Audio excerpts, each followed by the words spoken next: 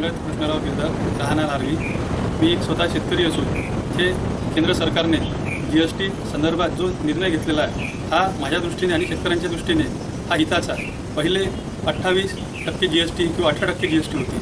जसे की ट्रॅक्टर खरेदी करताना 18% GST द्यावं लागत होती, 28% द्यावं लागत होती, ते आता 18%वर आली आहे. आणि जो 28%चा जो स्लॅब होता तो 5%. ट्रॅक्टरसाठी लागणारे यंत्र होते ते महाग होते, GSTमध्ये खूप महाग पडत होते, ते आता 5%वर आल्यामुळे ते स्वस्त झाले आहे. तसेच कीटकनाशके पेस्टिसाईड जे आपण फवारणीसाठी औषध वापरतो त्याच्यावर 18% GST होता, तो आता 5%वर आलेला आहे. त्यामुळे शेतीमध्ये जे बचत पहिले होत होते ते आता बचत होणार आहे.